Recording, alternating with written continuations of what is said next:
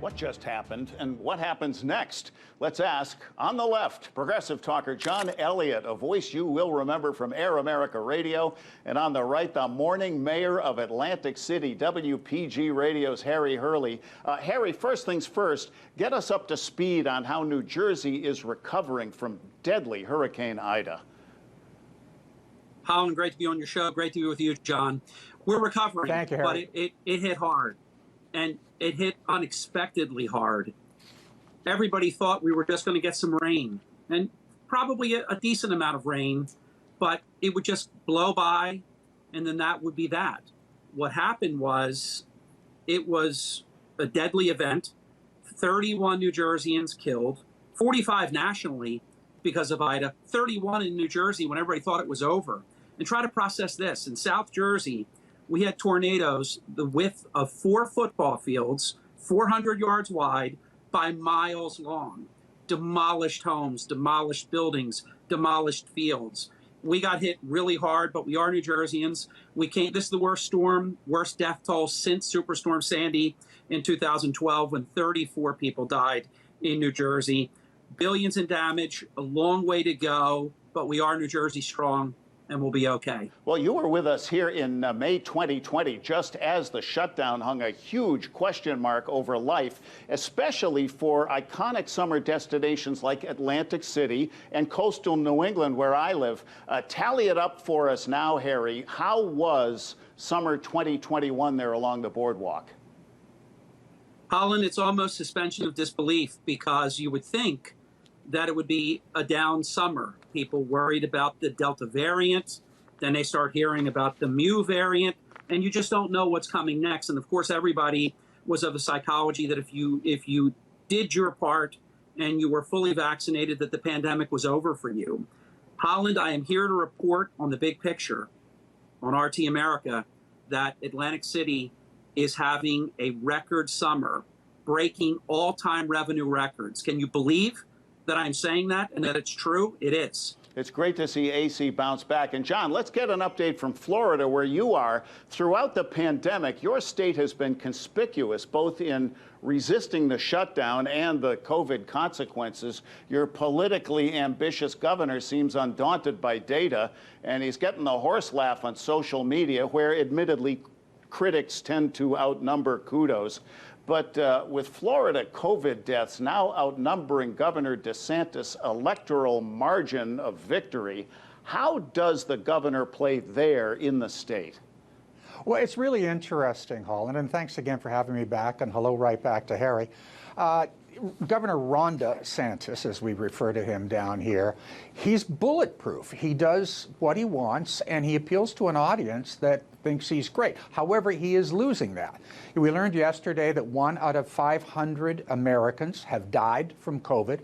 As a comparison, in Florida, 3.4+ million have been infected. They're not releasing the number of dead, although you alluded to that.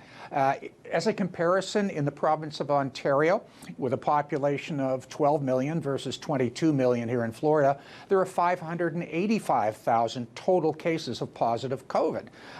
The deaths are marginally. So you're looking at a tremendous difference there. You know, 17% of Florida in Ontario, when it theoretically should be 50%. The difference is there's 82% that have had the first shot, 80% are fully vaccinated. Down here, it's below 50%. And a lot of that, DeSantis is running for president. Mike Pence has a goal of raising $18 million this year, which is a lot of money to start a campaign 3 or 4 years out. DeSantis already has $95 million in the bank.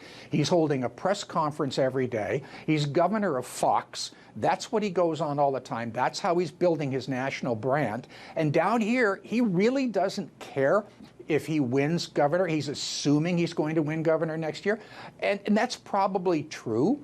But he has a willing audience. Florida used to be a blue state. It used to be a red state. Then it was both.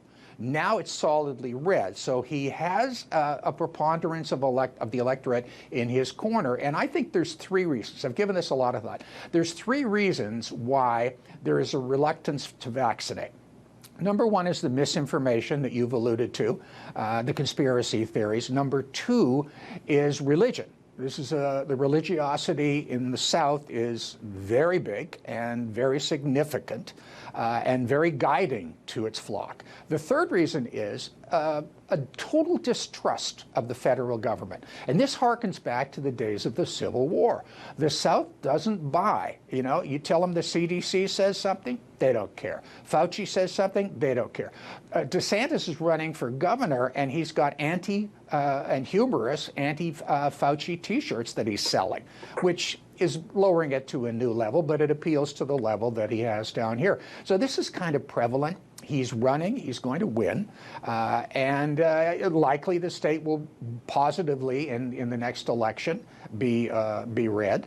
And he will trot on to the federal election. And right now, if Donald Trump does not run, he's absolutely, totally the front runner because he appeals to the MAGA base, which I kind of look at as the MAGA leper colony. Well, let me loop back to some of that COVID data you cited, the numbers, not the noise.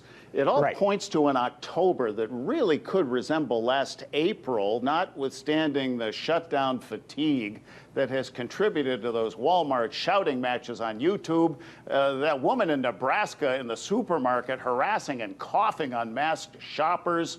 We've seen unruly airline passengers. There are reports of an increase in speeding on the highways. The back-to-school situation remains fluid, super stressing parents.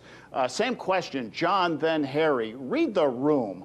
Will we see compliance with reinstated pandemic protocols?